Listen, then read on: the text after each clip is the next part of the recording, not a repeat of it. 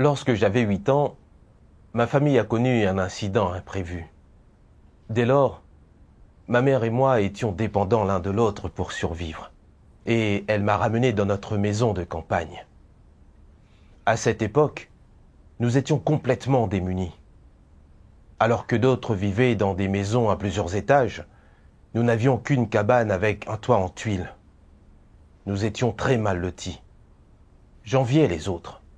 Et j'espérais que je pourrais gagner beaucoup d'argent quand je serais grand, pour que ma mère et moi ayons une sécurité financière. Pour gagner de l'argent, je n'ai pas poursuivi mes études après le baccalauréat. À l'époque, les frères et sœurs voulaient que je rejoigne l'église et que je mène une vie d'église. Cependant, je craignais que les réunions ne m'empêchent de gagner de l'argent. J'étais encore assez jeune. Je devais me marier et gagner ma vie pour assurer mon futur. J'aurais besoin d'argent pour tout ce que je voudrais faire. J'ai donc rejeté les bonnes paroles et les conseils des frères et sœurs, et je me suis résolument engagé sur le chemin de la poursuite de l'argent, de la gloire et du gain. J'ai fait des travaux de construction, et j'ai aussi travaillé comme bagagiste. Plus tard, j'ai étudié le marketing et j'ai fait affaire avec des membres de ma famille. Finalement, les affaires ont bien progressé et la petite boutique avec laquelle nous avions commencé s'est transformée en quelques années en une petite entreprise d'une douzaine d'employés. À mon jeune âge, je suis devenu un patron et j'ai gagné de l'argent. La situation financière de ma famille s'est améliorée. J'ai acheté une maison et j'ai pu faire face à toutes les dépenses de la vie quotidienne. Bien que je gagnais de plus en plus d'argent et que ma vie matérielle était satisfaite, je suis devenu de plus en plus malheureux. Pour gagner de l'argent, je devais prendre un air enjoué avec les clients, les flatter et leur faire des compliments. Le mensonge et la tromperie étaient devenus mon quotidien. Je ne reculais devant rien pour servir mes propres intérêts, et je ne vivais pas du tout comme un humain. Dans le passé, j'avais vu que les paroles de Dieu nous disent d'être des gens honnêtes. Chaque fois que je pensais à cela, je me sentais extrêmement coupable. En plus de cela, chaque jour, je consacrais tout mon temps et mon énergie à l'entreprise. Je gardais toujours un bon caractère et une bonne attitude avec les clients. Lorsqu'ils m'appelaient pour arranger quelque chose, je m'en occupais immédiatement, comme si je répondais à un décret impérial. Cependant, lorsque ma mère voulait que je l'aide à faire des tâches domestiques ou que je discute avec elle, je lui disais toujours que j'étais occupé et lui demandais de ne pas me déranger. Je ne participais pas aux réunions et je priais à peine. Mon état était celui d'un non-croyant sans foi. Peu à peu, je suis devenu dépravé malgré moi. Parce que les relations sont très importantes dans le monde des affaires, chaque jour, je réfléchissais à la manière d'entretenir des relations avec les clients. Peu importe avec qui je traitais, tant qu'ils pouvaient représenter un intérêt pour moi, je les complimentais et leur disais des mots peu sincères pour leur faire plaisir. Je devenais de plus en plus hypocrite et fourbe. Et j'en étais vraiment arrivé à un point où j'avais deux visages. Ce comportement me dégoûtait. Je me détestais de plus en plus et je détestais aussi ce moyen de survie. Plusieurs années plus tard, lorsque la Covid s'est répandue dans tout le pays, j'ai été infecté et tout mon corps a souffert. Quelques heures avant l'apparition des symptômes, je débordais d'énergie et m'occupais de différentes affaires. Quand soudain, je n'ai plus eu la force de me lever. Je suis resté couché. Tous mes muscles me faisaient souffrir et j'avais l'impression que ma tête allait exploser. Comme j'avais une forte fièvre qui ne voulait pas baisser, Mes lèvres se sont gercées. Je vomissais et j'avais la diarrhée. Je me sentais très mal, comme si la mort n'était pas loin. C'est à ce moment-là que j'ai ressenti la fragilité et la petitesse de l'homme. À ce moment-là, j'ai commencé à réfléchir en me disant « Pourquoi diable est-ce que je vis comme ça ?» Les événements passés sont apparus scène par scène dans mon esprit, comme des extraits d'un film. Et je me suis dit, chaque jour je me creusais la tête pour trouver des moyens de gagner plus d'argent. Est-ce que je vis vraiment pour gagner désespérément de l'argent et travailler de cette façon? Est-ce que tout cela n'est que pour satisfaire ma vanité et mon amour-propre? Pour que les gens aient une bonne opinion de moi? Juste pour profiter de la nourriture, de la boisson et des plaisirs? Est-ce là le but de ma vie? Ma vie se résume-t-elle à cela? Vais-je vraiment mourir ainsi? En pensant à cela, j'ai été pris de profonds remords. Je regrettais de ne pas avoir cru correctement en Dieu et de ne pas avoir mené une vie d'église dès le début. J'avais beaucoup de regrets et je ne voulais pas mourir ainsi. J'ai pensé aux paroles de Dieu que j'avais lues dans le passé. Dieu Tout-Puissant dit : toutes sortes de désastres surviendront, les uns après les autres. Toutes les nations et tous les lieux feront l'expérience de calamités. Peste, famine, déluge, sécheresse et tremblements de terre sont partout. Ces désastres ne se produisent pas seulement dans un endroit ou deux, pas plus qu'ils ne seront terminés dans un jour ou deux. Ils s'étendront plutôt sur une région de plus en plus grande et les désastres deviendront de plus en plus graves. Pendant ce temps, toutes sortes de nuées d'insectes surgiront l'une après l'autre et le phénomène du cannibalisme se produira partout. Tel est mon jugement sur la multitude de nations et de peuples. Les gens passent leur vie à courir après l'argent, la gloire et le gain.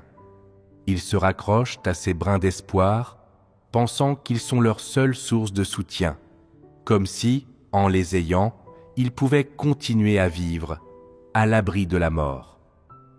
Mais ce n'est que lorsqu'ils sont sur le point de mourir qu'ils se rendent compte combien ces choses sont distantes d'eux, combien ils sont faibles face à la mort, combien ils volent facilement en éclats, combien ils sont seuls et impuissants, sans aucun recours. Ils se rendent compte que la vie ne peut pas être achetée avec l'argent, ni avec la gloire et le gain, que peu importe la richesse d'une personne, peu importe la hauteur de sa position, tous les hommes sont pareillement pauvres et insignifiants face à la mort. Ils se rendent compte que l'argent ne peut pas acheter la vie, que la gloire et le gain ne peuvent abolir la mort, que ni l'argent, ni la gloire et le gain ne peuvent prolonger la vie d'une personne d'une seule minute, d'une seule seconde. Plus les gens éprouvent ce sentiment, plus ils ont soif de continuer à vivre. Plus les gens éprouvent ce sentiment, plus ils redoutent l'approche de la mort. Ce n'est qu'à ce stade qu'ils se rendent vraiment compte que leur vie ne leur appartient pas, qu'elle ne relève pas de leur contrôle, et que les gens n'ont pas leur mot à dire sur le fait qu'ils vivent ou qu'ils meurent, que tout cela échappe à leur contrôle. En fait, j'avais déjà lu ces paroles plusieurs fois auparavant. Même si j'avais peur des catastrophes, tant qu'elles ne m'arrivaient pas, j'ai toujours pensé qu'elles étaient assez lointaines. Et j'ai continué à poursuivre la richesse et la vie que je voulais, comme je l'avais fait auparavant. À présent, j'étais allongé dans mon lit, tout le corps endolori, ne sachant plus que faire. Et ce n'est qu'à ce moment-là que j'ai compris que, même si la richesse pouvait apporter aux gens des plaisirs matériels, elle était vraiment inutile face à la Covid. J'ai enfin pris conscience que j'étais vraiment ignorant et aveugle. J'étais tellement intransigeant. En y regardant de plus près, même si je croyais en Dieu, j'avais complètement ignoré ses paroles, et je n'avais jamais cessé de poursuivre la richesse, la gloire et le gain. Telle avait été ma véritable attitude à l'égard de Dieu et de ses paroles. Ce n'est que lorsque j'ai été infecté par la Covid que j'ai commencé à réfléchir sur moi-même. J'ai pensé à ce que le Seigneur Jésus avait dit. Et que servirait-il à un homme de gagner tout le monde s'il perdait son âme? Ou que donnerait un homme en échange de son âme? J'ai enfin pu comprendre de première main ce que ces paroles signifiaient. On ne peut vraiment pas acheter la vie avec de l'argent. J'ai réussi à me retourner dans mon lit et je me suis agenouillé pour prier. Dieu Tout-Puissant, je suis tellement ignorant et aveugle. Je ne peux m'en prendre qu'à moi-même d'en être arrivé là. Tu m'as sauvé pendant tout ce temps en utilisant les frères et sœurs pour m'inviter à plusieurs reprises à participer à la vie d'église. Mais je n'ai jamais voulu l'accepter et j'ai rejeté ton salut. Dieu, je regrette tellement. Maintenant, je comprends que l'argent ne peut pas acheter la santé ou la vie. J'ai toujours poursuivi l'argent, voulant l'utiliser pour améliorer ma vie. Mais pour gagner de l'argent, j'ai vécu dans l'épuisement physique et émotionnel. Et cela a failli me coûter la vie. Je ne veux pas continuer à vivre d'une manière aussi douloureuse. Je ne veux pas continuer à vivre comme un hypocrite dans cet environnement de tromperie mutuelle qui est rempli de tricheries et de mensonges. Dieu, s'il te plaît, pardonne-moi et laisse-moi une seconde chance. S'il te plaît, sauve-moi. C'est ainsi que j'ai prié et que je me suis repenti. Bien que ma douleur physique n'ait pas diminué d'un iota, à ce moment-là, mon cœur était aussi réconforté que celui d'un enfant qui se blottit dans les bras de ses parents. Le lendemain, ma mère a appris que j'avais été infecté et est venue s'occuper de moi. Elle m'a lu de nombreuses paroles de Dieu Tout-Puissant et certaines d'entre elles m'ont profondément impressionné. Dieu Tout-Puissant dit « Satan utilise la gloire et le gain pour contrôler les pensées des hommes, jusqu'à ce que les gens ne pensent plus qu'à la gloire et au gain. Il lutte pour la gloire et le gain, endure des souffrances pour la gloire et le gain, supporte l'humiliation pour la gloire et le gain, sacrifie tout ce qu'ils ont pour la gloire et le gain, porte n'importe quel jugement et prennent n'importe quelle décision pour la gloire et le gain. De cette façon, Satan attache les hommes avec des chaînes invisibles, et, portant ces chaînes, ils n'ont ni la force ni le courage de s'en libérer. Sans le savoir, ils portent ces chaînes et avancent d'un pas lourd, avec beaucoup de difficultés.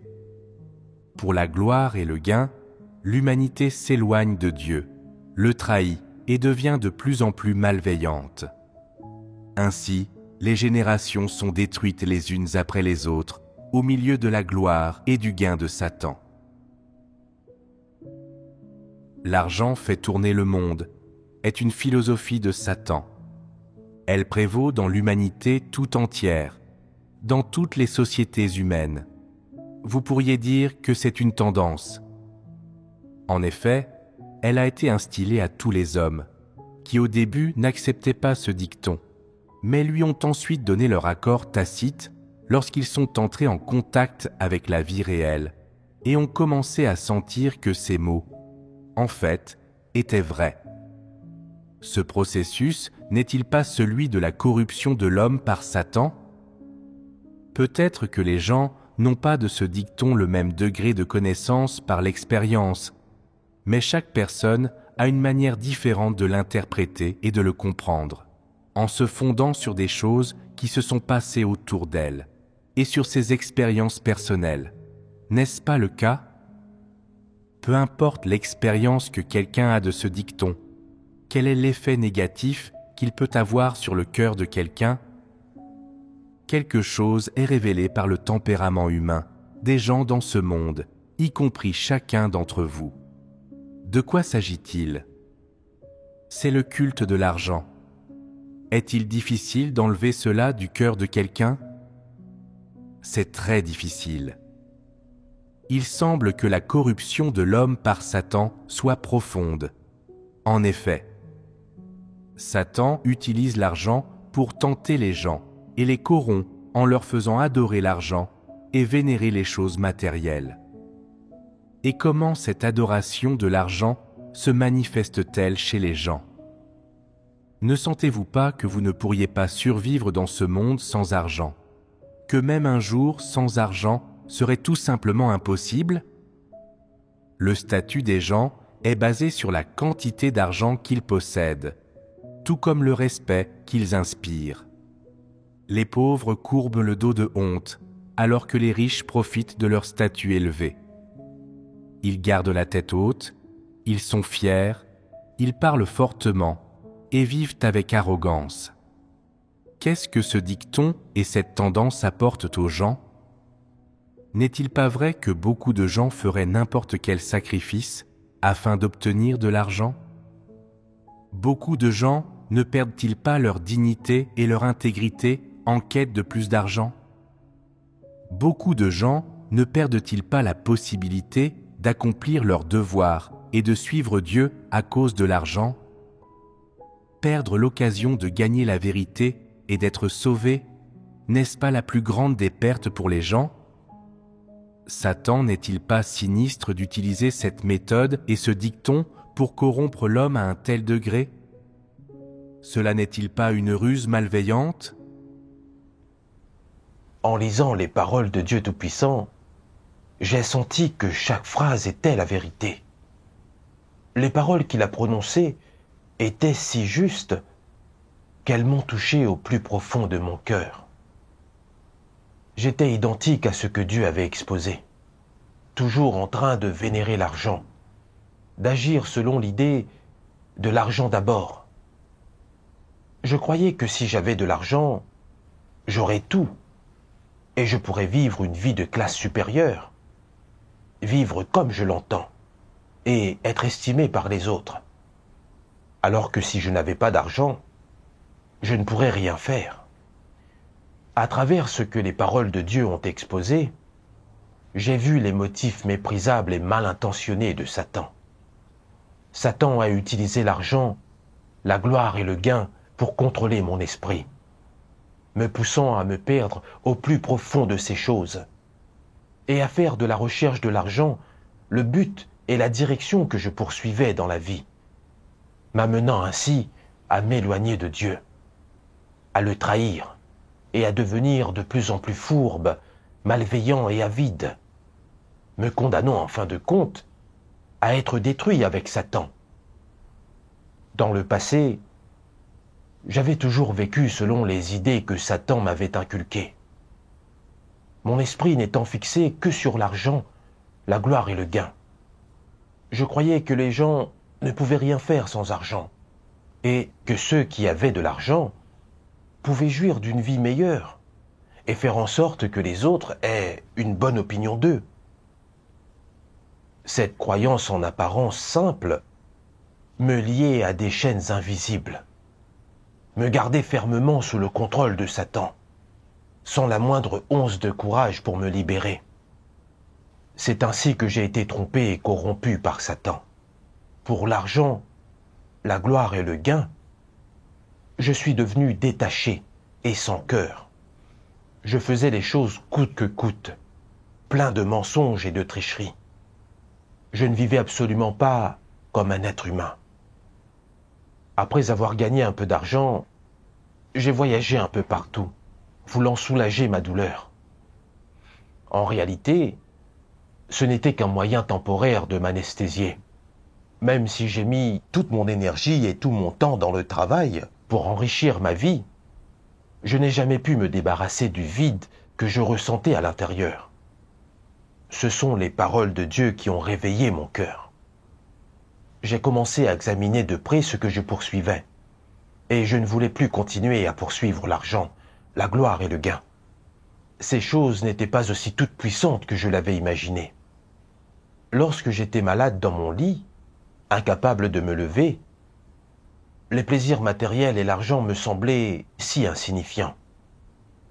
L'argent ne peut pas sauver la vie d'un homme et n'est pas la racine de son existence. Elle ne libère pas les gens de la douleur. J'ai alors commencé à chercher comment je devais poursuivre pour mener une vie qui ait de la valeur et du sens. À ce moment-là, j'ai lu ces paroles de Dieu. Dieu Tout-Puissant dit « Comme des personnes normales qui poursuivent l'amour pour Dieu, l'entrée dans le royaume, afin de faire partie du peuple de Dieu, constitue votre véritable avenir, et une vie qui a la plus grande valeur et la plus haute signification. Personne n'est plus béni que vous. Pourquoi dis-je cela ? Parce que ceux qui ne croient pas en Dieu vivent pour la chair, et ils vivent pour Satan. Mais aujourd'hui, vous vivez pour Dieu, et vivez pour suivre la volonté de Dieu. C'est pourquoi je dis que vos vies sont de la plus grande signification. Seul ce groupe de personnes, celles qui ont été choisies par Dieu, sont en mesure de vivre une vie de la plus grande signification. Personne d'autre sur terre n'est capable de vivre une vie d'une telle valeur et d'une telle signification. Quel que soit le devoir que l'on accomplit, c'est la chose la plus appropriée que l'on puisse faire, la plus belle et la plus juste au sein de l'humanité. En tant qu'être créé, les gens doivent accomplir leur devoir, et ce n'est qu'à ce moment-là qu'ils reçoivent l'approbation du Créateur. Les êtres créés vivent sous la domination du Créateur et acceptent tout ce qui est fourni par Dieu et tout ce qui vient de Dieu. Ils doivent donc remplir leurs responsabilités et obligations. Ceci est parfaitement naturel et justifié et a été ordonné par Dieu.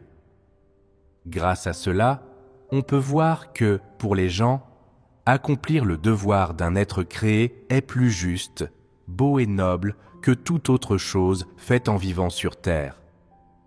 Rien au sein de l'humanité n'est plus significatif ou plus digne, et rien n'apporte plus de sens et de valeur à la vie d'une personne créée que d'accomplir le devoir d'un être créé. Sur terre, seules les personnes qui accomplissent véritablement et sincèrement le devoir d'un être créé sont celles qui se soumettent au Créateur. Ce groupe de personnes ne suit pas les tendances mondaines. Ces personnes se soumettent à la direction et à la guidance de Dieu, n'écoutent que les paroles du Créateur, acceptent les vérités exprimées par le Créateur et vivent selon les paroles du Créateur. C'est le témoignage le plus vrai, le plus retentissant, et c'est le meilleur témoignage de croyance en Dieu. Pour un être créé, être capable de mener à bien le devoir d'un être créé, être capable de satisfaire le Créateur, est la chose la plus belle au sein de l'humanité, et c'est quelque chose qui devrait être répandu comme une histoire destinée à être louée par tout le monde. Tout ce que le Créateur confie aux êtres créés doit être accepté par eux sans condition. Pour l'humanité, c'est une question à la fois de bonheur et de privilège.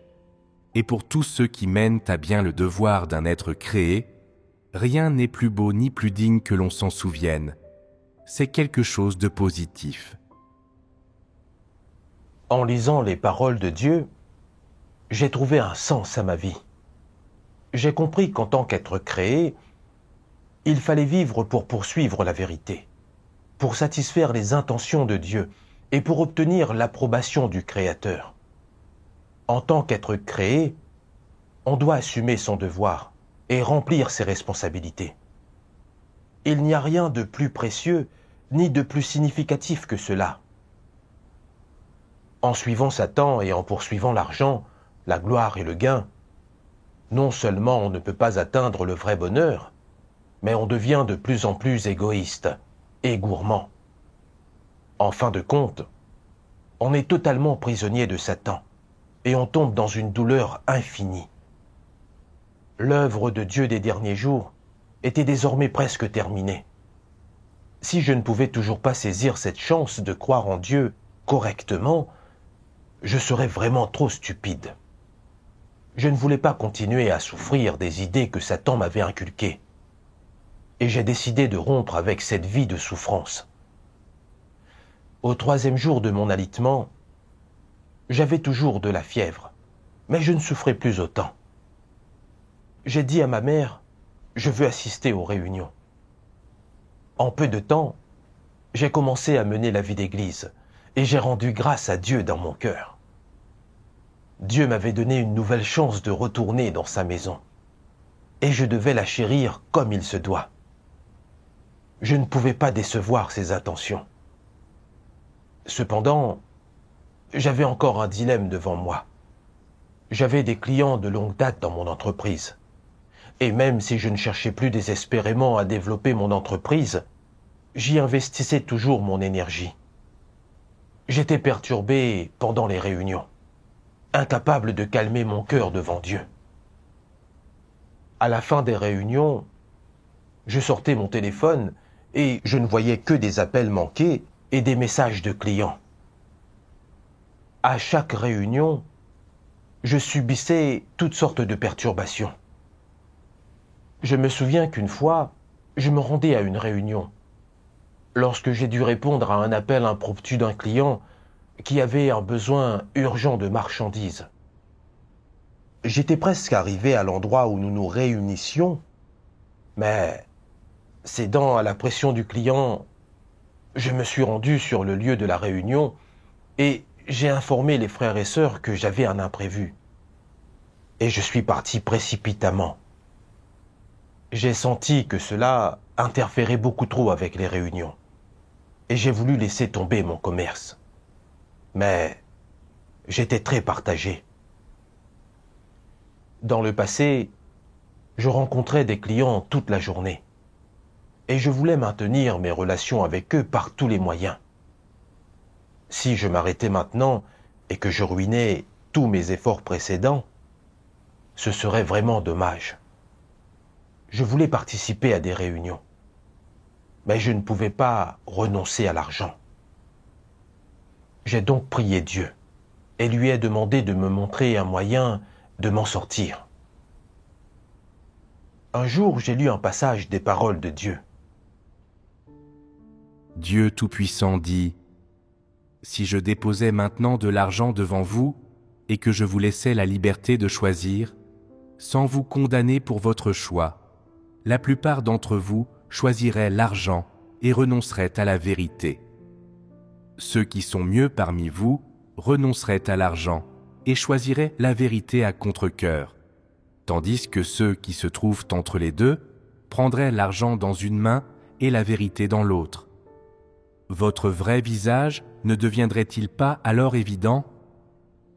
Au moment de choisir entre la vérité et n'importe quelle chose à laquelle vous êtes loyaux, vous feriez tout ce choix et votre attitude resterait la même. N'est-ce pas le cas ? N'êtes-vous pas nombreux à avoir oscillé entre le bien et le mal ? Dans toutes les luttes entre le positif et le négatif, le noir et le blanc, entre la famille et Dieu, les enfants et Dieu, l'harmonie et la rupture, la richesse et la pauvreté, le statut et la banalité, le fait d'être soutenu et d'être rejeté, et ainsi de suite. Vous n'ignorez sûrement pas les choix que vous avez faits. Entre une famille harmonieuse et une famille brisée, vous avez choisi la première, et ce, sans aucune hésitation. Entre la richesse et le devoir, vous avez là aussi choisi la première, sans même la volonté de regagner la terre ferme. Entre le luxe et la pauvreté, vous avez choisi le premier. Au moment de choisir entre vos fils, filles, époux et moi, vous avez choisi les premiers. Et entre la notion et la vérité, vous avez encore choisi la première. Devant vos actes malfaisants de toutes sortes, j'ai simplement perdu foi en vous. Je suis tout simplement sidéré que vos cœurs soient à ce point incapables d'être adoucis. Le sang du cœur que j'ai dépensé pendant de nombreuses années, ne m'a étonnamment rien apporté d'autre que votre abandon et votre résignation, mais l'espoir que je place en vous grandit chaque jour qui passe, car mon jour a été entièrement révélé devant tout le monde. Pourtant, vous persistez à poursuivre des choses sombres et malveillantes, et vous refusez de lâcher prise. Quelle sera alors votre fin ? Y avez-vous déjà réfléchi attentivement ? Si l'on vous demandait de choisir à nouveau, quelle attitude opteriez-vous ? Le premier choix, encore ? M'apporteriez-vous encore déception et chagrin misérable ? Votre cœur contiendrait-il encore une once de chaleur ? Ne sauriez-vous toujours pas quoi faire pour réconforter mon cœur ? En cet instant même, que choisissez-vous ? Vous soumettrez-vous à mes paroles ou en éprouverez-vous de l'aversion ? Après avoir lu les paroles de Dieu, j'ai reconnu que, comme Dieu l'avait dit, j'étais quelqu'un qui tenait l'argent dans une main et la vérité dans l'autre. Bien que j'ai vu très clairement que l'argent ne pouvait pas sauver la vie de l'homme, qu'il n'était pas la racine de l'existence de l'homme, et qu'il ne pouvait pas libérer les gens de la douleur, je ne pouvais toujours pas résister à sa tentation. Lorsque j'avais des affaires à régler qui entraient en conflit avec l'horaire des réunions, j'avais fait passer l'argent en premier, et j'avais été incapable de faire le bon choix. N'avais-je pas été très têtu et insensé ? J'étais exactement comme les paroles de Dieu l'avaient exposé. Pourtant, vous persistez à poursuivre des choses sombres et malveillantes, et vous refusez de lâcher prise. Mon cœur était tellement intransigeant et obstiné que je ne comprenais pas du tout la sollicitude de Dieu. Et je n'avais pas bien compris comment Dieu s'obstine à attendre l'homme. Je voulais croire en Dieu comme il se doit. Je ne pouvais plus décevoir ses intentions. Mais je savais que j'étais de petite stature et que je ne pouvais pas m'en sortir tout seul. J'ai prié Dieu de toute urgence. Dieu, je veux me libérer de cette vie. Je suis absorbé par le travail et l'argent toute la journée. Et je suis incapable de rester calme quand je lis tes paroles et que je vais aux réunions. Vivre ainsi a sérieusement affecté ma vie d'église. Dieu, s'il te plaît, montre-moi un moyen de m'en sortir. Je veux vraiment changer. Je t'en prie. Donne-moi la foi et la force de me libérer de cette vie de souffrance. Plus tard, lors d'une réunion, j'ai lu 2 passages des paroles de Dieu qui ont profondément touché mon cœur. Dieu Tout-Puissant dit : les jeunes gens ne devraient pas être pleins de fourberie ou de regards de discrimination envers les autres, et ils ne devraient pas commettre des actes destructeurs et abominables. Ils ne devraient pas être dépourvus d'aspiration, de dynamisme et d'un esprit vigoureux qui les pousse à aller de l'avant. Ils ne devraient pas être découragés au sujet de leurs perspectives, ni ne devraient perdre espoir en la vie ou confiance en l'avenir. Ils devraient avoir la persévérance de continuer sur le chemin de la vérité qu'ils ont maintenant choisi, de réaliser leur souhait de dépenser leur vie entière pour moi. Ils ne devraient pas être dépourvus de la vérité ni entretenir de l'hypocrisie et de l'injustice. Ils devraient rester fermes dans leur positionnement approprié. Ils ne devraient pas se laisser aller, mais ils devraient avoir l'état d'esprit d'oser faire des sacrifices et de lutter pour la justice et la vérité. Les jeunes devraient avoir la bravoure de ne pas succomber à l'oppression des forces des ténèbres et de transformer la signification de leur existence. Les jeunes ne devraient pas se résigner face à l'adversité, mais plus encore, ils devraient avoir un esprit d'ouverture, de franchise et de pardon pour leurs frères et sœurs. Les jeunes ne devraient pas être dépourvus de la détermination à discerner clairement les choses et à chercher la justice et la vérité. Vous devriez poursuivre toutes les choses belles et bonnes, et vous devriez obtenir la réalité de toutes les choses positives. Plus encore, vous devriez vous montrer responsable de votre vie, et vous ne devez pas la prendre à la légère. Réveillez-vous, frères. Réveillez-vous, sœurs. Mon jour ne tardera pas. Le temps, c'est la vie, et reprendre le temps, c'est sauver la vie.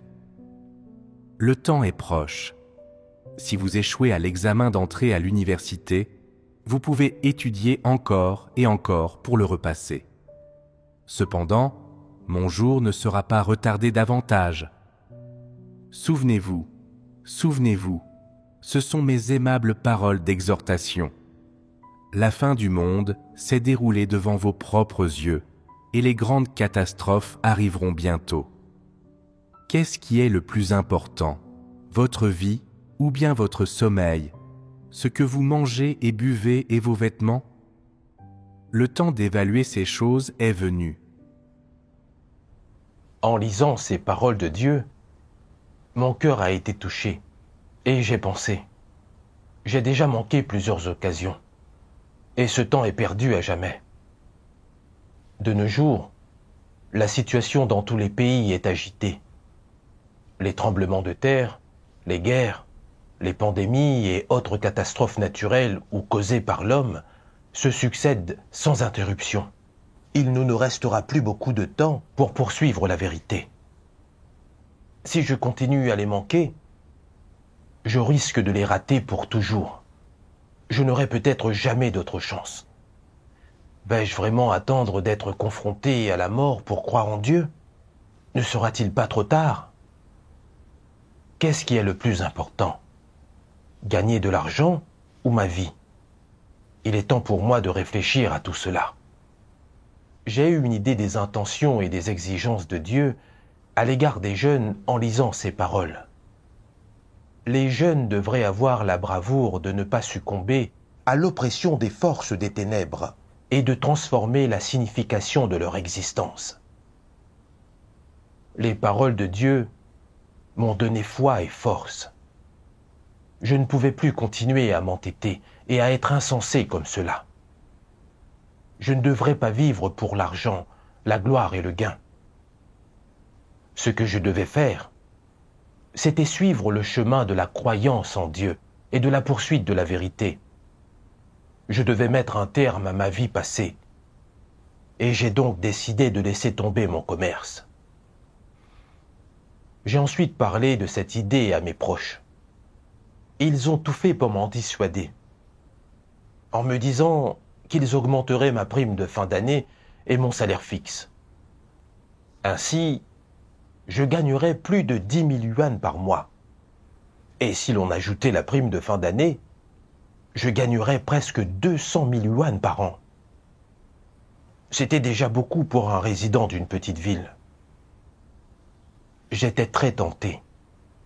Mais même si l'offre était alléchante, j'avais déjà pris ma décision.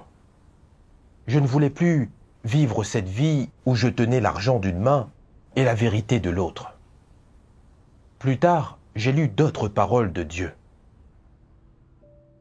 Dieu Tout-Puissant dit « Si tu as une haute position, une réputation honorable, possédant de grandes connaissances, détenteur d'actifs abondants et soutenu par beaucoup de gens, ces choses ne t'empêchent pas pour autant de venir devant Dieu pour accepter son appel et sa commission, ni de faire ce qu'il te demande. Alors tout ce que tu feras relèvera de la cause la plus significative sur terre et de l'entreprise la plus juste de toute l'humanité. Si tu rejettes l'appel de Dieu pour ton statut et tes propres objectifs, tout ce que tu fais sera maudit et même méprisé par lui. Dans le passé, je vivais pour ma chair et pour Satan, ne fixant mes objectifs que sur l'argent, la gloire et le gain. Par conséquent, j'étais devenu de plus en plus malveillant et corrompu, m'éloignant de plus en plus de Dieu et passant chaque jour comme un cadavre ambulant. Maintenant, je voulais changer mon mode de vie et suivre Dieu de tout cœur. Plus tard, mes proches m'ont à nouveau incité à rester. Et, sachant que c'était Satan qui se servait d'eux pour m'empêcher de me présenter devant Dieu, j'ai prié Dieu et lui ai demandé de me montrer un moyen de m'en sortir. Dieu, je ne veux pas continuer à poursuivre l'argent, la gloire et le gain, et à marcher sur le mauvais chemin. Je veux vivre une vie qui a du sens et de la valeur. S'il te plaît, guide-moi et donne-moi la foi pour surmonter cette tentation de Satan. J'ai compris que c'était la manière de Satan de me séduire et de me rallier. Alors en riant, j'ai dit à mes proches, « Je sais que vos intentions sont bonnes, mais je veux m'aventurer dans le monde pendant que je suis encore jeune, et ne pas toujours compter sur ma famille et mes amis. J'ai déjà pris ma décision. Je vais me lancer seul. » Mes proches ont compris que j'avais pris ma décision et ont respecté mon choix. J'ai compris que c'était Dieu qui me montrait une porte de sortie et j'ai profité de cette occasion pour lâcher mon travail. Après cela, j'ai pu croire en Dieu et assister aux réunions en toute sérénité et j'ai commencé à faire mon devoir. Quand je suis avec les frères et sœurs, je n'avais plus besoin de faire semblant et d'agir de manière hypocrite comme lorsque je faisais des affaires. À l'église, je pouvais me débarrasser de tous les fardeaux et de tous les faux semblants.